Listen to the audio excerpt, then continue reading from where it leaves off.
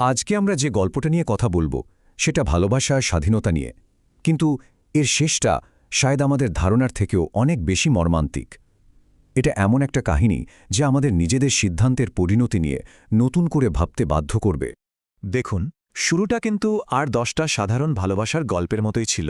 ওরা ভালোবেসে বিয়ে করেছিল, কিন্তু এই সহজ সুন্দর শুরুটাই যে কিভাবে একটা মর্মান্তিক পরিহাসে পাল্টে যাবে সেটাই আমরা দেখব। তো গল্পের একেবারে শুরুতে ওদের বিয়েটা ছিল যেন একটা আদর্শ সম্পর্ক, যেটা পুরোপুরি নিঃস্বার্থ ভালোবাসার ওপর ভিত্তি করে গড়ে উঠেছিল। ওদের সম্পর্কটা না প্রথম থেকেই একটু অন্যরকম ছিল, মানে গতানুগতিক ছিল না। স্ত্রী বাইরে কাজ করতেন আর স্বামী অত্যন্ত ভালোবাসার সাথে ঘরের সমস্ত দায়িত্ব সামলাতেন। প্রচলিত ভূমিকার এই বদলটা হয়তো তাদের বন্ধনকে আরও মজবুত করে তুলেছিল। স্বামীর ভালোবাসাটা শুধু মুখের কথাই ছিল না, তার সবটা জুড়ে ছিল।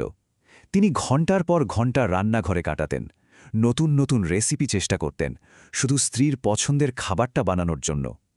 তার একটাই চিন্তা ছিল, স্ত্রী যেন কাজ থেকে ফিরে একটুও ক্লান্তি বোধ না করে। এটা ছিল একেবারে নিখাত, নিঃস্বার্থ একটা ভালোবাসা। কিন্তু সময়ের সাথে সাথে এই সীমাহীন ভালোবাসাটাই স্ত্রীর চোখে কেমন যেন অন্যরকম হয়ে উঠতে লাগল। চলুন দেখি কিভাবে এই নিখুঁত ছবিতে ধীরে ধীরে সন্দেহের বীজ বোনা হল। আর ঠিক এখানেই গল্পের মোড়টা ঘুরে যায়। যেটা একসময় ছিল স্নেহ, ভালোবাসা, আদর, সেটাই স্ত্রীর কাছে ধীরে ধীরে বিরক্তির কারণ হয়ে দাঁড়াল। স্বামীর যত্ন, তার একটু কাছাকাছি থাকার চেষ্টা, এই সবকিছুই তার কাছে কেমন যেন দম বন্ধকর মনে হতে শুরু করল। এই প্রশ্নটাই স্ত্রীর মাথায় ঘুরপাক খেতে শুরু করে। তিনি ভাবতে লাগলেন, কেউ যদি সবসময় তার যত্ন নেয়, খোঁজ খবর রাখে, কাছাকাছি থাকতে চায়, তাহলে সেটা কি ভালোবাসা নাকি স্বাধীনতার অভাব? এই ভাবনাটাই কিন্তু তার পরবর্তী সমস্ত সিদ্ধান্তের কারণ হয়ে দাঁড়ায়। আর ঠিক এই সময়েই যখন তিনি বন্ধুদের সাথে মন খুলে কথা বললেন, তখন এই পরামর্শটাই পেলেন। এই কথাগুলো তার মনের ভেতরের সন্দেহটাকে আরও উস্কে দিল, আর তাকে একটা ভয়ঙ্কর ভুলের দিকে ঠেলে নিয়ে গেল। এখান থেকেই শুরু হয় গল্পের সবচেয়ে অন্ধকার অধ্যায়, এক নীরব বিশ্বাসঘাতকতা। স্ত্রী সম্পর্কটা ভাঙার জন্য একটা কারণ তৈরি করার পরিকল্পনা করেন, আর স্বামী, তিনি এর প্রতিক্রিয়া জানান একদম অপ্রত্যাশিতভাবে, সম্পূর্ণ নীরবে। স্ত্রীর পদক্ষেপটা দেখুন, একদম ঠান্ডা মাথায় সাজানো একটা পরিকল্পনা। তিনি সম্পর্ক ভাঙার জন্য একজন বিশেষজ্ঞের সাহায্য নিলেন, আর স্বামীকে দোষী প্রমাণ করার জন্য একটা নিখুঁত ছক কষলেন। এটা কিন্তু কোনো আবেগের বশে করা ভুল ছিল না, এটা ছিল একটা শীতল, হিসাব কষা ষড়যন্ত্র। কিন্তু স্ত্রী যেটা ঘুণাক্ষরেও টের পাননি তা হল, স্বামী তার পরিকল্পনার সবকিছুই বুঝতে পেরেছিলেন। তবুও তিনি একটা কথাও বলেননি, কোনো ঝগড়া করেননি, কোনো প্রশ্ন করেননি, একদম চুপ। আর এখানেই গল্পের গভীরতাটা লুকিয়ে আছে। আর এরপর যা হল তা ছিল আরও ভয়ঙ্কর। স্বামী নীরবে নিজেকে গুটিয়ে নিলেন। যেখানে সারাদিন কথা হতো সেখানে নেমে এলো জমাট বাঁধা নীরবতা। যে যত্নে কোনো কমতি ছিল না সেখানে তৈরি হলো বিশাল দূরত্ব। আর স্নেহটা পরিণত হলো এক শীতল শূন্যতায়। ভালোবাসাটা কিন্তু ঝগড়া করে শেষ হয়নি, ভালোবাসাটাকে নীরবে প্রত্যাহার করে নেওয়া হয়েছিল। স্ত্রী তো প্রথমে ভাবলেন, যাক, বাঁচা গেল, এখন আর আগের মতো বিরক্ত করে না।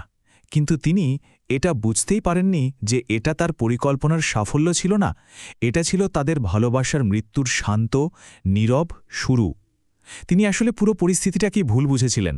এরপর গল্পটা তার ক্লাইম্যাক্সের দিকে এগোয়, যেখানে স্ত্রীর নিজের ভুলের বিধ্বংসী পরিণতিটা তার সামনে একদম স্পষ্ট হয়ে যায়, যা আর অস্বীকার করার কোনো উপায়ই থাকে না। একদিন স্বামী খুব শান্তভাবে শুধু এই কথাটা বলেন, এই একটা বাক্যই স্ত্রীর পুরো পৃথিবীটা যেন ওলটপালট করে দেয়। তিনি যে স্বাধীনতাটা চেয়েছিলেন সেটা তিনি পেলেন ঠিকই, কিন্তু এমন একটা দামে যা তিনি কোনোদিন কল্পনাও করতে পারেননি। নিজের ভুলটা বুঝতে পেরে স্ত্রী তখন মরিয়া হয়ে সেই মহিলার কাছেই ছুটে গেলেন, যাকে তিনি নিজেই স্বামীর জীবনে এনেছিলেন। এটা ছিল তার ভুল শুধরে নেওয়ার একটা শেষ ডেসপারেট চেষ্টা। কিন্তু সেখানে গিয়ে তিনি জীবনের সবচেয়ে বড় ধাক্কাটা খেলেন। সে মহিলা সোজাসুজি বললেন, আমি এখন ওকে ভালোবাসি, তুমি বললেই কি আমি ওকে ছেড়ে দেব? ভালোবাসা কি সত্যি এত সস্তা? এই একটা কথাতেই স্ত্রী বুঝে গেলেন যে এই নতুন সম্পর্কটা সত্যি, আর এখান থেকে ফেরার কোনো পথ নেই। এবার আমরা গল্পের একেবারে শেষ আর সবচেয়ে হৃদয়বিদারক অংশে পৌঁছে গেছি, যেখানে স্ত্রী ক্ষমা চাইবেন আর স্বামী শান্ত কিন্তু বিধ্বংসী একটা উত্তর দেবেন। অবশেষে স্ত্রীর বোধোদয় হল। তিনি কান্নায় ভেঙে পড়ে স্বামীর সামনে দাঁড়ালেন, বললেন, আমি নিজের হাতে আমার স্বামীকে অন্যের হাতে তুলে দিয়েছি। আমি এমন ভুল করেছি যা কোনো স্ত্রীর করা উচিত নয়। দয়া করে আমাকে ক্ষমা করে দাও। আমি শুধু তোমাকেই চাই। এটা ছিল তার সেই ভয়ঙ্কর ভুলের উপলব্ধি। স্বামী কিছুক্ষণ চুপ করে থাকলেন, তারপর খুব শান্ত গলায় শুধু এই প্রশ্নটা করলেন। তিনি কিন্তু একবারও বলেননি যে তিনি বদলে গেছেন, বরং তিনি স্ত্রীর বিশ্বাসযোগ্যতা নিয়ে প্রশ্ন তুললেন। তিনি আসলে বোঝাতে চাইলেন যে তাদের মধ্যেকার বিশ্বাসটা চিরদিনের জন্য ভেঙে গেছে। শেষ পর্যন্ত এই গল্পটা আমাদের একটা গভীর শিক্ষা দিয়ে যায়। এটা একটা সতর্ক বার্তা যে নিঃস্বার্থ ভালোবাসাকে ব্যক্তিগত স্বাধীনতার অভাব বলে ভুল করাটা কতটা মারাত্মক হতে পারে। আসল প্রশ্নটা হলো, ভালোবাসা আর স্বাধীনতার মধ্যে সঠিক ভারসাম্যটা ঠিক কোথায়, আর সেই সীমাটা একবার পেরিয়ে গেলে ফেরার কি সত্যি কোনো পথ থাকে?